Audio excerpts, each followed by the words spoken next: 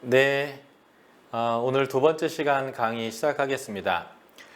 이전의 시간에는 성경을 읽을 때 염두에 둘 원칙 네 번째, 원독자가 있다라는 것을 알고 원독자의 문화와 언어와 종교와 그들의 입장에서 본문을 읽을 필요가 있다 말씀드렸고요.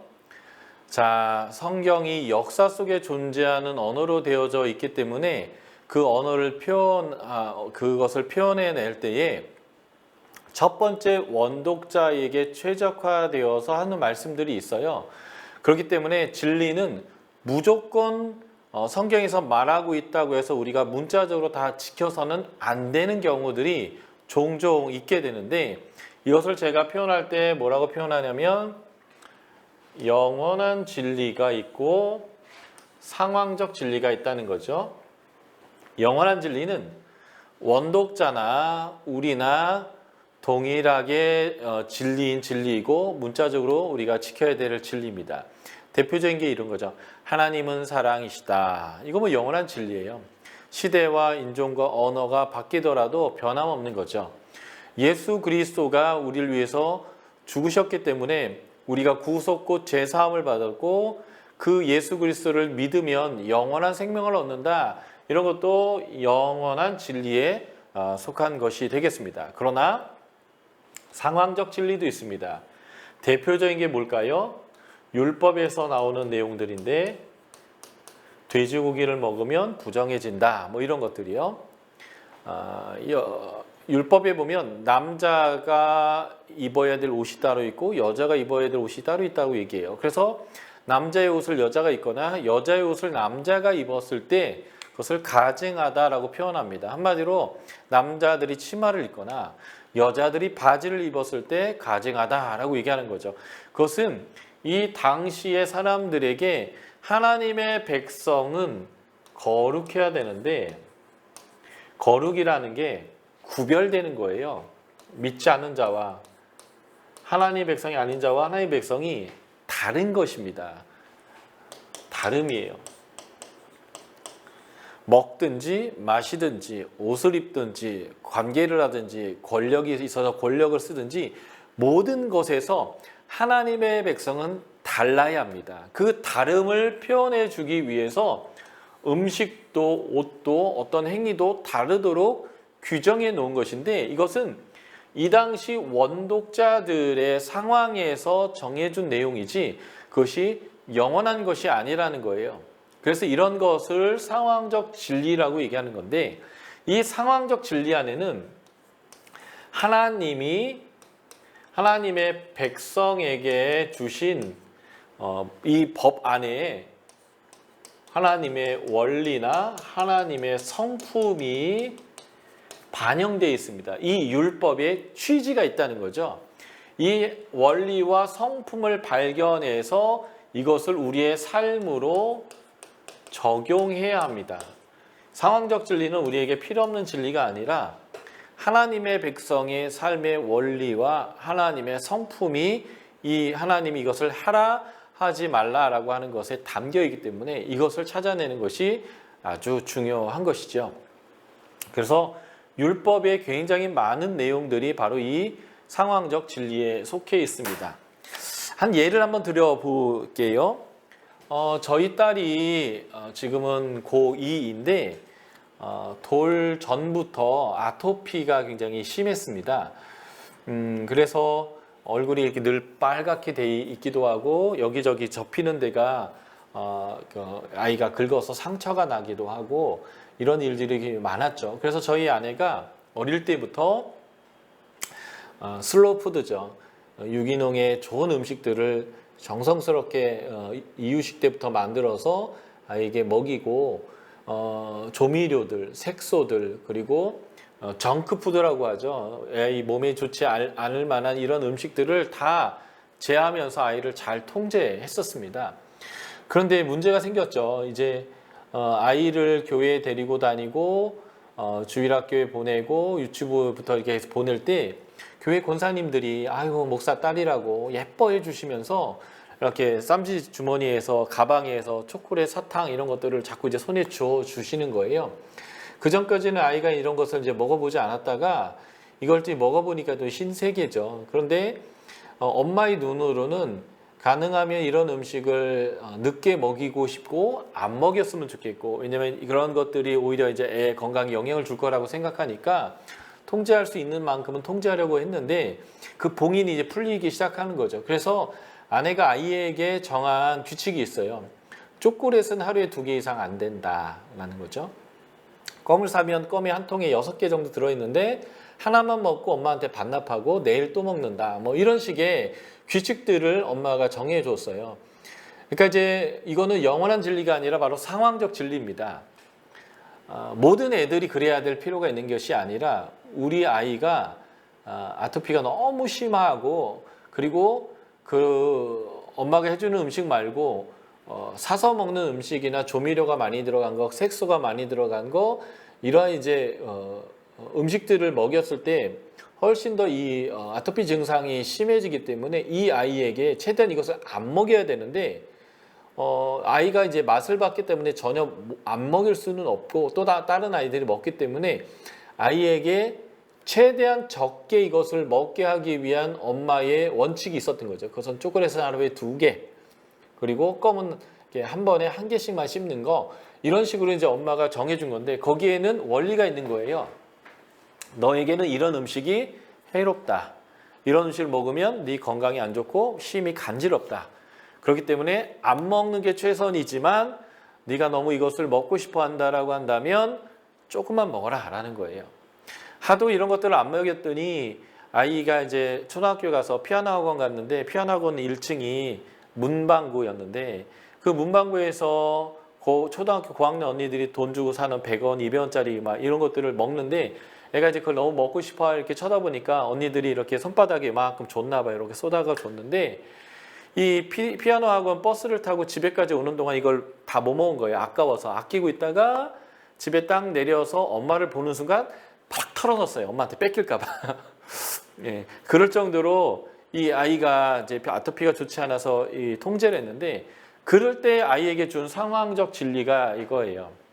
초콜릿은 하루에 2개 이상은 안 되고 껌은 한 번만 먹으면 되고 그리고 과자를 사도 한 번에 그 과자를 다 먹는 게 아니라 일부만 먹게 하고, 그렇게 했던 원리 이유가 뭐예요? 아이의 건강을 위해서 그렇게 한 것처럼 율법도 그 율법이 주어졌을 때의 그들이 속해 있는 문화와 종교의 상황에서 하나님의 백성이 다름을 보여줘서 하나님의 백성의 그 다름에 따라 사는 게 얼마나 아름답고 복되고 하나님의 복을 누릴 수 있는지를 알 수 있도록 하는 규범을 줬는 게 이게 바로 율법이고요. 그래서 율법 안에는 이러한 상황적 진리가 많이 들어 있습니다.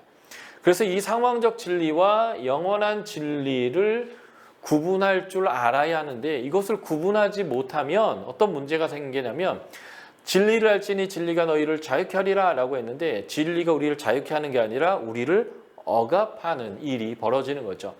자, 우리 마가복음서 한번 펴서 함께 보도록 하겠습니다. 마가복음 1장 32절부터 34절을 우리가 함께 보도록 하겠습니다. 마가복음 1장 32절부터 34절이에요. 제가 읽어드리도록 하겠습니다. 저물어 해질 때에 모든 병자와 귀신 들린 자를 예수께 데려오니 온 동네가 그 문 앞에 모였더라. 예수께서 각종 병이 든 많은 사람을 고치시며 각종 귀신을 내쫓으시되 귀신이 자기를 알므로 그 말하는 것을 허락지 아니하시니라. 여기 보면 저물어 해질 때에 병자와 귀신 들린 사람들이 예수님에게 우르르르르 나와서 예수님의 치유를 경험합니다. 왜 일찌감치 나오지 저녁 해질 때에 이 사람들이 예수님에게 나왔을까요? 팔레스타인 문화는 낮이 굉장히 뜨겁고 그렇기 때문에 낮에 예수님에게 찾아오는 것이 너무 힘들었을 거고 그래서 해질 저녁에 선선해지니까 이들이 나왔다라고 볼 수 있지만 본문의 문맥을 보면 그런 이유가 아니었음을 명확하게 알 수 있습니다. 자, 1장 21절을 한번 봐주실까요? 그들이 가버나움에 들어가니라 예수께서 곧 안식일에 회당에 들어가 가르치시매.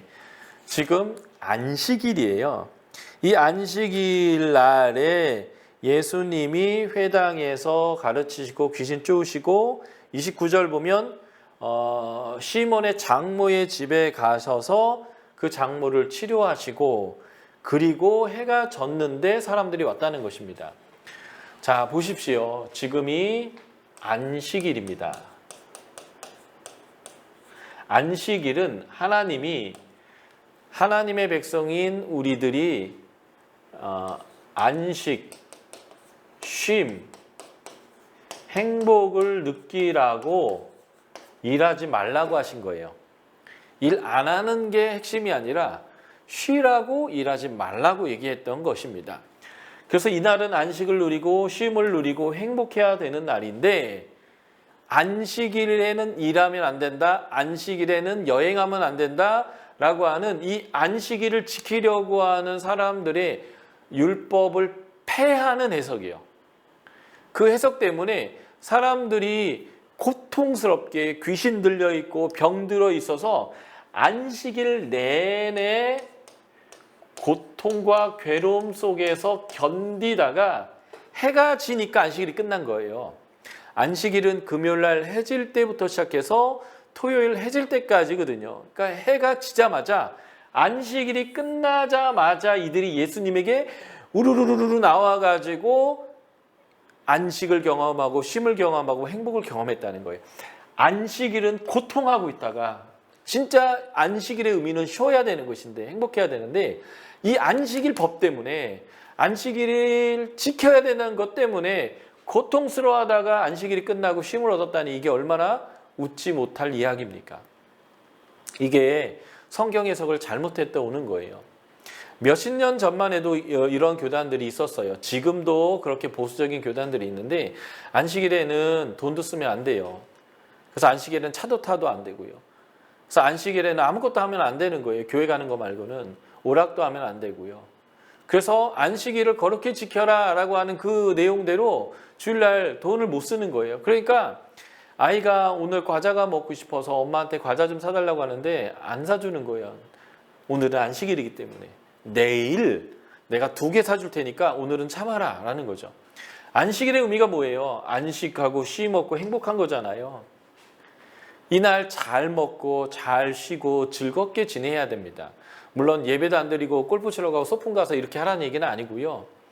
하나님 안에서 누리는 안식이 있고 하나님 안에서 그 가족 공동체에서 좋은 것도 먹고 맛있는 거 먹으면서 이렇게 행복해야 되는데 이 성경 해석을 잘못하니까 안식일 아무것도 할 수가 없는 거예요. 이게 진리를 알지니 진리를 자유케 하겠다라고 하는 것을 훼손하는 일이 뭐냐라는 거예요. 그게 바로 상황적인 진리를 영원한 진리로 보는 것이기 때문에 그렇습니다. 우리가 주일을 안식일이라고 연결시켜서 설명하지만 안식일과 주일은 연결되어 있었으면서 단절되어 있어요. 안식일은 아까도 제가 말씀드렸지만 금요일 저녁 해질녘부터 토요일 저녁까지가 안식일이에요. 안식일을 문자적으로 지키려고 한다면 우리는 토요일 날 모여서 예배드려야 한단 말이죠. 그러나 우리는 일요일, 근데 우리는 이것을 주일, 로드스데이, 주님의 날이라고 불러요. 왜 그럴까요?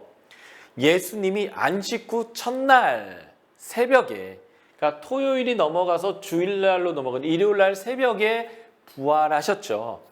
그래서 예수님이 부활하신 이 날이 우리가 죄와 상황으로부터 자유케 되고 영생을 얻을 수 있도록 하는 길이 열린 날이 이 예수님이 부활하신 날이기 때문에 우리는 이 일요일을 주일이라고 부르고 이 주일을 안식일에 진정한 안식을 우리가 경험하게 한 날이다. 그리고 그 안식을 경험하는 날이다라고 우리가 이제 의미를 부여해서 우리는 이 날 주일을 일요일을 안식일의 의미로 우리가 지키고 있단 말이에요. 그러니까 구약의 안식일을 문자적으로 지키는 게 아니라 안식은 하나님이 세상을 창조하시고 우리에게 쉼을 주신 날이고 그래서 우리가 쉼을 누리는 날인데 예수 그리스도가 그 새로운 창조주로 우리 가운데 오셔서 우리에게 하나님 나라의 안식을 주시는 것을 완성한 날이 바로 안식 후 첫날인 일요일. 그래서 우리는 주일이라고 부르는 이 날을 우리는 안식일의 의미를 계승해서 예배드리고 있단 말이죠. 그러므로 그 의미를 계승해야 되는데 문자적으로 안식일을 그대로 지키려고 애쓴단 말이에요. 자, 마가복음 2장으로 가면 2장부터 3장 6절까지 5번 유대인과 예수님이 충돌하게 되는데요. 이 충돌의 이게 중에 4번째, 5번째가 안식일 논쟁입니다. 자, 4번째 충돌이 2장 23절인데 안식일 날 예수님과 제자들이 밀밭 사이를 지나가는데 그 밀을 이렇게 제치고 지나가다가 제자들이 배고팠나 봐요. 그래서 밀을 뜯어 먹었습니다. 그럴 때 바리새인들이 어찌하여 안식일 날 하지 못할 일 합니까? 안식일에는 일을 하면 안 되는데 그 중에 일 중에 하나가 추수가 일이거든요. 그런데 이스라엘 백성에서는 배고픈 사람이 자기 밭이 아니어도 가서 따먹는 것은 합법이에요. 그러나 지금 이 제자들의 문제는 따먹은 게 문제가 아니라 안식일 날 추수행위로서 이 밀이삭을 뜯어서 비벼서 먹었기 때문에 그런 것이죠. 그래서 안식일을 어겼다, 추수했다라고 하면서 문제를 삼았을 때 예수님이 괜찮다라고 얘기했어요. 그 괜찮은 것을 뭐로 예를 들었냐면 다윗이 사울에게 쫓겨서 도망갈 때에 이제 너무 배고파 죽겠는 거죠. 그래서 노비란 곳에 성막이 있을 때에 그곳에 가서 제사장에게 먹을 것을 구했는데 제사장이 성전에서 물려나온 진설병을 이 다윗에게 주었지 않았냐라고 얘기한 거예요. 이 진설병은 제사장들과 이 거룩한 사람들이 거룩한 장소에서 먹어야 되기 때문에 유다 지파의 다윗이 이것을 먹으면 안 돼요. 그래서 법을 어기는 겁니다. 그런데 제사장이 다윗에게 이것을 줬단 말이에요. 왜 그런 줄 아세요? 이 진설병을 하나님께 드리고 내오고 하는 이 과정 자체가 하나님을 섬기는 거고 하나님의 거룩함을 드러내는 과정이지만 이 율법 거룩함의 목적은 사람을 살리고 안식을 주는 데 있는 거예요. 그러니까 제사장은 당장 굶어 죽는 사람에게 이 떡을 주는 것이 율법이 주는 의미이지 이 제사장만 먹으라고 하기 때문에 너한테 줄 게 없어 그냥 굶어 죽어 라고 하는 게 율법의 의미가 아니라는 것을 이 제사장이 알았단 말이에요. 그래서 제사장이 무엇을 점검하냐면 네가 여자와 가까이 했냐 안 했냐를 물어봅니다. 이 말은 무슨 말이냐면 네가 정하냐 부정하냐라는 거 얘기해요. 네가 정결하다고만 한다면 이 거룩한 사람들이 거룩한 장소에서 먹어야 될 떡을 너에게 줘서 네가 죽지 않도록 배고프지 않도록 내가 하겠다라는 거죠. 그래서 최소한의 그 안전장치만 하고 내가 왕의 명령으로 가는데 내가 여자와 함께하게 했겠습니까? 라는 다윗의 말을 듣고 이 떡을 내주었단 말이죠. 그러니까 율법의 목적은 뭐예요? 하라 하지 말라는 모든 목적이 사람에게 안식과 평강을 주기 위한 하나님의 목적이라는 거예요. 그것을 2장 마가복음 2장 27절 28절에 이렇게 예수님이 설명하죠. 그러므로 안식이 사람을 위하여 있는 것이 아니고 사람이 안식일이 사람을 위하여 있는 것이요 사람이 안식일을 위하여 있는 것이 아니다. 그래서 안식일의 목적이 사람을 위한 거다라고 분명히 말씀하셨습니다. 이 말씀은 누가 얘기한 거냐? 28절에 나는 안식일의 주인이다. 안식일을 만든 사람이 나고 안식일의 취지가 안식일이 사람을 위한 거다.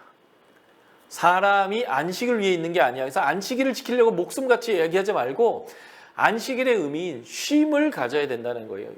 이 유대인들이 잘못 성경적 해석 때문에 안식일 내내 병들어 있고 귀신 들려 미쳐 있다가 안식일이 끝나야 구원을 얻는 이런 모습들. 그리고 안식일에도 배고픈 사람들이 배고르면 안 된다는 게 하나님의 뜻이라는 거예요. 그래서 안식일에 배고픈 사람이 이삭을 뜯어 먹었다고 해서 그것을 문제 삼으면 안 된다라고 얘기했다라는 거예요.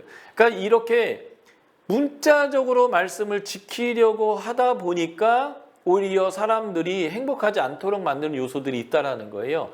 그 말씀의 목적은 사람을 행복하게 하기 위한 거였는데 이것들이 성경 해석을 잘못하고 있는 거죠. 그래서 상황적 진리, 우리 애가 문자적으로 지키지 말아야 될 진리를 문자적으로 지키려고 하는 이러한 상황적 진리의 부분들을 배제해내고 해석해내는 게 굉장히 중요한 거죠.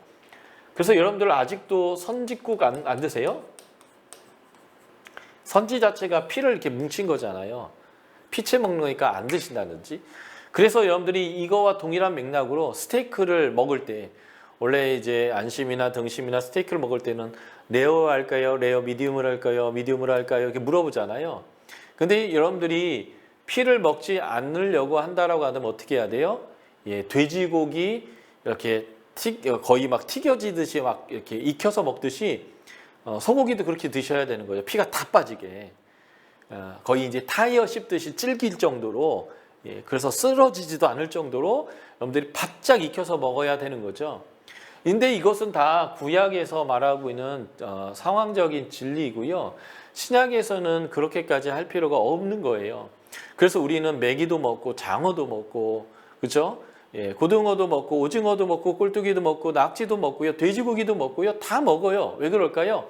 그것들이 상황적 진리이기 때문에 그렇습니다. 구약의 율법에는요. 생리하는 여자나 애를 낳은 여자는요.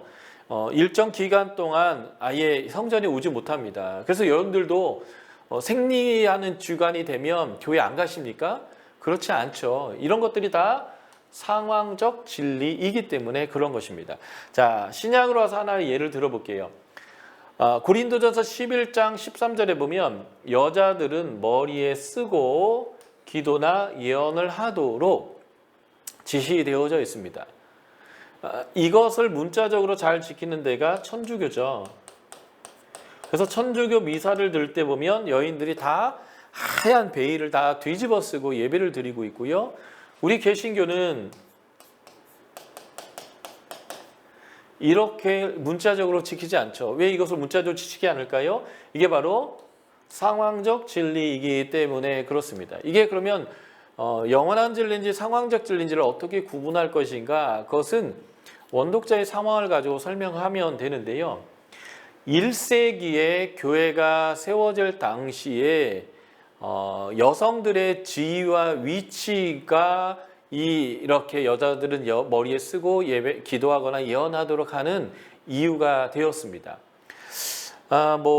지금으로부터 2000년 전에 이 서양의 1세기나 우리나라의 상황이나 거의 비슷한데 우리나라도 몇십 년 전만 해도 이런 얘기들이 있었어요.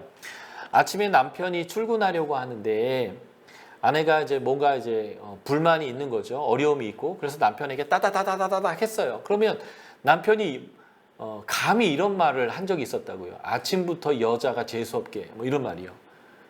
예. 그만큼 여자들이 되게 무시되었죠. 저는 태어날 때 어머니께서 그 한나의 기도이죠. 아이를 주시면 목회자를 세우겠습니다. 그래서 서원에서 난 아들이거든요. 그래서 제가 목회자가 됐는데 어머니가 서원하게 됐던 배경이 뭔지 아세요? 저희 어머니가 저희 누님을 먼저 낳았어요. 누님을 낳았는데 저희 증조할머니께서 딸을 낳았다고 산모와 아기 앞에서 이렇게 곰방대에다 담배 채워갖고 담배를 피우셨대요. 마음에 안 들다고 에잉 하면서. 그래서 어머니가 애 낳고 너무 서운해가지고 아들 달라고, 아들 주시면 목회자 세우겠다고 이렇게까지 기도하셨다고 하더라고요. 그러니까 우리나라도요 몇십 년 전만 해도 여성의 위치라는 것이요 정말 낮은 위치였다는 거예요. 딸을 낳았다고 해서 산모한테 딸 낳았다고 이렇게 뭐라고 할 정도로 그런 사회였죠. 근데 1세기의 여성관이라는 게요 이제 말도 되지 않는 상황이었다는 거예요. 1세기에 이 고린도전서가 기록할 당시에 여성관을 잘 보여주는 내용이 뭐냐면 헬라의 대표적인 철학자가 플라톤과 아리스토텔레스예요. 그래서 현대 철학은 이 플라톤과 아리스토텔레스의 그 철학의 재해석이다라고 할 정도로 서양 철학이 아주 굳건한 위치를 차지하고 있는 아주 유명한 철학자인데, 이 아리스토텔레스가 여자를 뭐라고 정의 내렸냐면요, 기형 남자라고 표현했습니다. 기형 남자라는 말은 무슨 말이에요? 돌연변이란 뜻이에요. 사람 아니다 이런 뜻입니다. 그래서 이 당시에 철학자들이 뭐라고 해내면, 후사를 위해서는 아내가 필요하고 내 정욕을 해결하기 위해서는 창녀가 필요하다. 저 작가리 깡패들이 한 소리가 아니라 이 당시에 철학자들이 한 소리입니다. 그래서 동양이고 서양이고 이런 말이 있어요. 여자가 말을 잘 듣게 하려면 자주 때려야 된다라는 말이에요. 이게 얼마나 남성 위주의 잘못된 세계관인지를 보여주는 거죠. 그러니까 이 당시에 여성들이 교회에서 리더십을 발휘한다거나 대표로 기도하거나 예언하거나 앞장서서 뭘 한다라는 것 자체가 그들 사람들의 눈에서는 이상한 행동처럼 보였다는 거예요. 그래서 우리나라 말에도 이런 말이 있었죠. 좋지 않은 말이지만 여자가 설치면 안 된다고. 또 여자의 목소리가 담벼락을 넘어가면 안 된다고. 큰 소리 내지 말라는 거죠. 이런 상황에 놓여 있는데, 교회가 그런 상황에 놓여 있는 곳에서 복음이 들어온 교회는 여성들이 기도나 예언을 하도록 허용했다라는 거예요. 그러나 어떠한 절차를 가지고 할 필요가 있었다는 거죠. 이 1세기의 여성관을 보여주는 아주 대표적인 내용들이 그리스 로마 신화에 나오는데요. 여성 탄생 신화예요.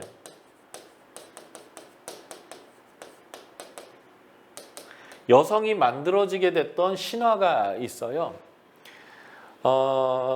여성 탄생 신화는 여러분들이 잘 아는 판도라의 상자와 연관되는데, 제우스를 포함한 올림푸스의 신들과 그 이전의 신들과 어마어마한 전쟁이 있었습니다. 그 전쟁의 근원은 뭐냐면, 태초의 엄마 신 가이아라고 하는 대지의 신과 하늘의 신 우라노스가 결혼해서 자식들을 막 낳았어요. 자식들이 신을 낳는데, 그 자식들의 신들 중에 헤카톤 케이르, 헤카는 100이란 뜻인데 팔이 100개 달린 그 신이 있어요. 헤카톤 케이르가 나오게 됐고, 또는 키클로토스라고 이 이마에 눈이 하나 있는 거인 신이 있어요. 이런 신들이 나왔을 때 우라노스가 아우 창피하다. 그래서 이 신들을 지하 타르타르에다 다 갖다 버렸죠. 그러니까 가이아가 너무 속상해가지고요, 자신들의 아들 신들에게 얘기했어요. 아버지를 제거하고 최고의 신이 될 자가 누구냐, 내가 도와주겠다. 그때에 크로노스라고 하는, 크로노스가 시간의 신인데 운명의 신이거든요. 이렇게 이제 낫을 들고 있는 신인데, 이 크로노스가 내가 하겠습니다 해갖고 아버지의 성기를 잘라버리고 아버지를 쫓아내고 최고의 신이 되었습니다. 그런데 이 크로노스에게 어떤 신탁이 내려지냐면, 네가 아버지를 쫓아내서 최고의 신이 됐던 것처럼 너의 자식 중에 하나가 너를 쫓아낼 거다라는 신탁을 받게 돼요. 그래서 이 크로노스의 아내가 아이를 낳기만 하면 이 크로노스가 다 먹어버렸습니다. 애만 나면 먹으니까 이 크로노스의 아내가 너무 화가 나가지고요, 이제 가이아라고 하는 이제 자기 시어머니에 찾아가지고 의논을 합니다. 그럴 때 이제 네가 다시 아이를 낳을 때가 되면 아이를 낳아서 숨기고 아이 대신 돌멩이를 강보에 싸서 네 남편에게 줘라. 그래서 돌을 이제 삼키게 되는데, 이때 구해져서 키워졌던 신이 제우스입니다. 이 제우스가 나중에 성인이 돼서 엄마와 한 편을 먹고, 엄마가 이 크로노스에게 독약을 먹이게 되는데요. 이 독약을 먹였을 때 이 크로노스가 자신이 이전에 먹었던 자식들을 다 토해내게 됩니다. 그 토해낸 신이 여러분들이 잘 아는 헤라, 그리고 하데스, 포세이돈, 뭐 이런 신들이에요. 그래서 이런 신들과 함께 제우스가 싸워가지고 아버지의 신들을 다 쫓아내고 올림푸스 산에서 최고의 신이 되는데 그 과정에서 우주적인 전쟁이 신들끼리 어마어마하게 싸우게 됩니다. 그런데 신들이라 죽여도 죽지를 않는 거예요. 그래서 전쟁이 너무 오래되니까 세상이 완전히 황폐하게 되어졌습니다. 이 황폐하게 됐고 전쟁이 안 끝나니까 제우스를 포함한 올림푸스의 신들이 이제 가이아를 찾아가서 어떻게 하면 우리가 이길 수 있냐고 물어보니까 타르타르에 들어가 있는 헤카톤케이르와 키클로투스를 끄집어내면 그들이 도와줄 거다. 그래서 이 외눈박이 거인신 키클로투스가 대장장이신인데 그를 끄집어냈더니 제우스의 이 번개나 포세이돈의 삼지창 뭐 이런 것들을 만들어 준 거예요. 그래서 전쟁에서 이깁니다. 그런데 세상이 완전히 망가졌죠. 그래서 프로메테스와 에피메테우스라고 하는 두 형제 신을 보내서 세상을 다시 창조하게 하는데 프로메테우스라는 것은 앞을 내다본다는 뜻이고요. 에피는 뒤를 본다는 뜻이에요. 그래서 에피메테우스는 이를 저질러보고 하는 이런 입장이 있고요. 프로메테우스는 신중하게 앞을 예상하면서 하는 신인데 제우스가 세상을 만들 수 있는 재료들을 이 두 신에게 주어서 내려보냈을 때 에피메테우스가 막 짐승들을 다 만들어요. 그래서 독수리에게 날개를 주고 사자에게 강렬한 이빨을 주고 치타에게는 빠르게 달릴 수 있는 근육을 주고 싹 써버립니다. 그래서 프로메테우스가 사람을 정성스럽게 만든 다음에 무엇인가 주려고 했더니 줄 게 아무것도 없는 거예요. 그래서 이 프로메테우스가 제우스에게 가서 인간에게 줄 무엇인가 좀 주십시오 하는데 제우스가 거절을 합니다. 그래서 인간은 태생부터 털도 별로 없고요. 짐승보다.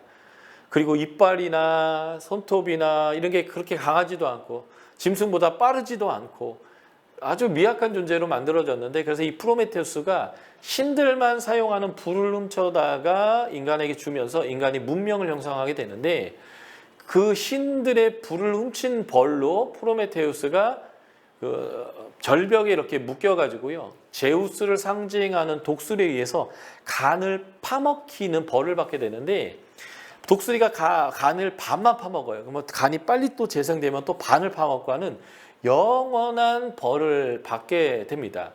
그래서 제우스가 인간에게 불을 갖다 준 이 프로메테스를 벌줬지만 그 분이 풀리지 않는 거죠. 그래서 인간인 남자에게 벌을 주기 위해서 제우스가 고안해낸 신의 벌이 뭐예요? 그게 바로 여자입니다.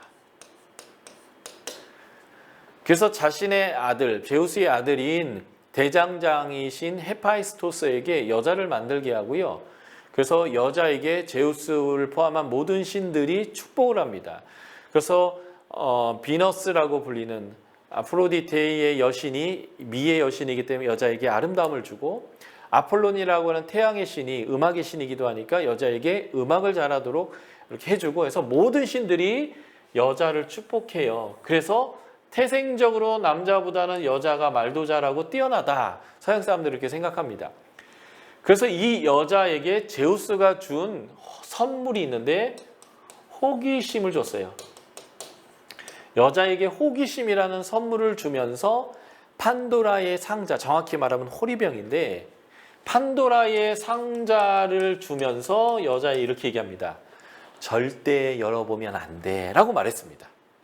그러니까 이 여자가 너무 궁금한 거예요. 너무 궁금해서 인간 세상으로 온 이 여자가 이 상자를 열었는데 이 상자에서 인간사 모든 고통의 문제가 그때 다 쏟아져 났어요. 그러니까 여자가 깜짝 놀라서 이 상자를 딱 닫아버렸는데 이때 무엇이 못 나왔냐면 소망, 호프. 인간의 세상에 나와야 될 소망이 못 나오고 인간사의 모든 고통의 문제들이 이때 다 쏟아져 나왔다는 거예요. 이게 이제 그리스 로마 신에 나오는 판도라의 상자인데 이 그리스 로마 신화가 보여주는 여자를 어떻게 이해하고 있어요? 여자는 탁월하고 뛰어나고 그러긴 하는데 남자한테 위험해. 남자에게 벌로 준 거야. 그래서 두들겨 패서라도 남자에게 복종시켜야 돼. 여자는 신이 우리에게 내린 벌이야. 이제 이런 사고를 갖고 있으니 여자들을 제대로 대우할 수 있겠냐라는 것이죠. 그런데 기독교는 여자들을 대우합니다. 여자들이요, 예언하거나 기도도 합니다. 여자들이 리더십을 발휘해요. 구약에 능통했던 아볼라라고 하는 알렉산드리아 출신의 탁월한 사람을 누가 가르치냐면 브리스길라와 아굴라가 가르치는데, 브리스길라가 여성의 이름이에요. 이름이 앞에 나옵니다. 이 여성과 사도 바울이 함께 사역했을 뿐만 아니라 이 여성이 탁월한 사역을 했음을 알 수 있어요. 고린도전서 16장에 보면 여자 집사 베베가 로마로 가면 이 사람의 모든 필요를 공급하라고 얘기하는데 사도적 대우를 하라는 것입니다. 복음 전도자로서 이 여인의 모든 필요를 채우라. 사도 바울은 기독교 공동체는 여성 리더십을 인정했어요. 그러나 교회가 복음을 전해야 될 세상이 아직 그 수준에 도달하지 못했습니다. 그래서 교회가 세상을 배려해서 여성들이 교회에서 리더십을 발휘하거나 기도나 예언하는 것은 가하지만 어떻게 해야 세상이 봤을 때 무질서한 공동체로 여겨지지 않도록 덕스럽게 하라는 거예요. 그게 뭐냐면 여자들이 머리에 써라라고 하는 것입니다. 고대에는 동양이고 서양이고요, 여자들이 어디까지 노출할 수 있느냐는 남자들이 결정하는 것입니다. 지금 아프가니스탄의 탈레반이 다시 정권을 잡고 나라를 세우면서 어떤 일들이 가장 주목되고 있어요? 여성들에 대한 처우죠. 그래서 여성들이 그전에는 얼굴을 내놓고 다녔는데 이제 부르카라고 해서 이게 눈만 내놓을 수 있는 까만 걸로 완전히 뒤집어 쓰고 다니지 않으면 얻어맞아요. 막 갇히고요.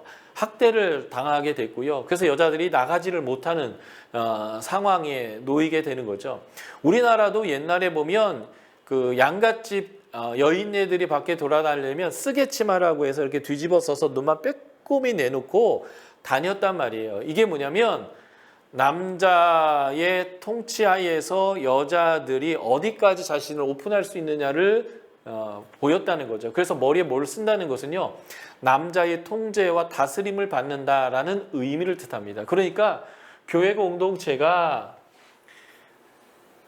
여성과 남성이 평등하고, 그래서 여성들이 교회에서 리더십을 발휘하거나 기도나 예언할 수 있지만, 우리가 복음을 전해야 될 세상이 아직 그 수준에 이르지 못했을 때 세상에게 교회가 덕이 있고 질서가 있는 공동체인 것을 보여주기 위해서 여자들은 머리에 기도하고 예언하거나 기도할 때에 머리에 써라라고 말하는 거예요. 그러니까 이제 이러한 여성관에 의해서 이런 일들이 벌어졌던 것이죠. 우리나라에서도 옛날에 교회를 진다면 이렇게 기역자 교회를 진 적이 있었습니다.